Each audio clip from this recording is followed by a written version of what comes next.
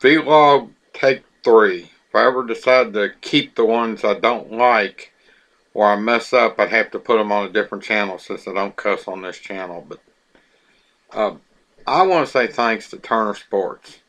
Starting out in 1983 on WTBS, which was a super station, at that time out of Atlanta, famous for Atlanta Braves baseball and Georgia Championship Wrestling. And yes, I confess, I used to watch wrestling.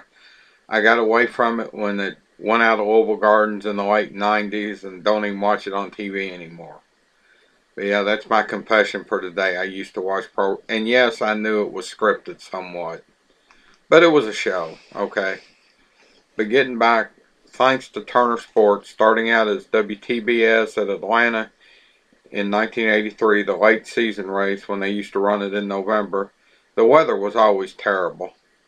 The Atlanta Journal 500, won that day by the late great Neil Bonnet, with Ken Squire doing the play-by-play. The great Ken Squire should be in the NASCAR Hall of Fame. That's one of my Hall of Fame vlogs. But it's been 32 great years, and I will miss Turner Sports. I really like. In fact, the only one they had on there today I don't care for, and I don't care for him on Fox either, is Larry McReynolds. And I had to laugh because he thought he was going to get the standings for their 6 races with his victory cigar, and then Jimmy Johnson. Not that I want to see anybody crash, and being a junior fan running out of the same shop with Johnson, not him, but still, it's been 32 great years. And I say this as someone who lives in the Louisville, Kentucky area. I live actually in southern Indiana, just across the river. But I say this because the more races came on TV, late 70s, early 80s, we had little to non-existent radio coverage of NASCAR in this area during that time frame. I used to drive 40 miles most Sundays to my grandmother's house in a little town called Mockport, Indiana, or outside of Mockport on a farm to pick up the Owensboro station, radio station WBKR 95-ish on FM, as I had to laugh at Michael Waltrip saying he had to go to the highest hill in Owensboro to listen to Darrell Race, and I always wondered what year, so because I'm wondering if it was the same year Darrell Waltrip paid so much to get out of his contract after 1980 he couldn't afford an FM radio, as I could get the Owensboro station 60 miles away, but that's another story. But they started, and they've had some great races on. They had Jeff Gordon's first win, 94 at the World 600. I don't know what it's called this week, but I'm old school. It's always be the World 600 to me. They had the very first race after the tragic loss of Davey Allison. They played the clip of Dale Earnhardt and Victor Lane saying he would finish second today to have Davey back. Class move. I also had the race, and this is one of my other vlogs, my NASCAR Injustices. And I was at this race where Dale Earnhardt got unfairly penalized. Video evidence completely backed it up. A lap for spinning Greg Sacks, which he didn't do. They had that race. They also had the controversial race at Richmond where Earnhardt got into Waltrip. And the director made a stupid decision with 2.5 or 3.5 laps to go. They showed Waltrip bump Earnhardt out of 2 to get under him.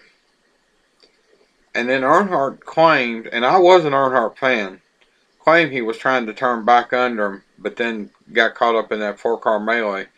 And Kyle Petty, who's been in the booth for the Summer Series the last 6 years, that was his very first win. So they've been at some wins. And now, note, they said the only driver that was in that first Atlanta race that was in today's race was 72-year-old Morgan Shepherd, and I'm sure Joey Logano wishes he wasn't, but hey, it's racing.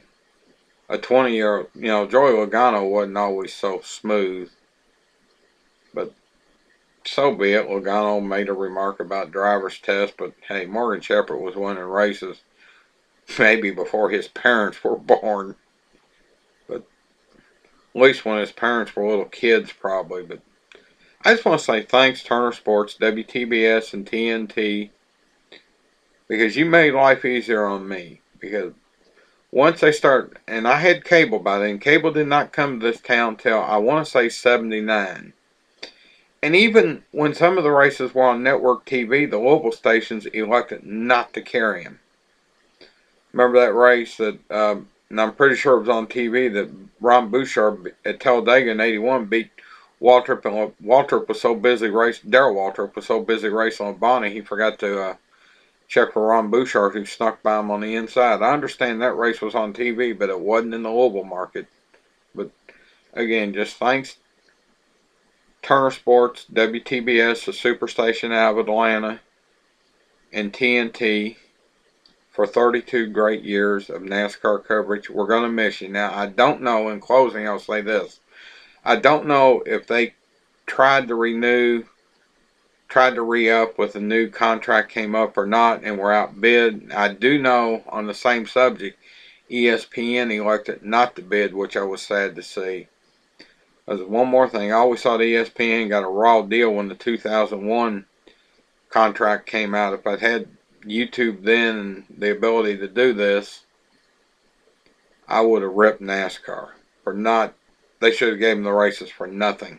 But the whole thing is, it's a big money sport now. But again, thanks Turner Sports, TNT, and WTBS.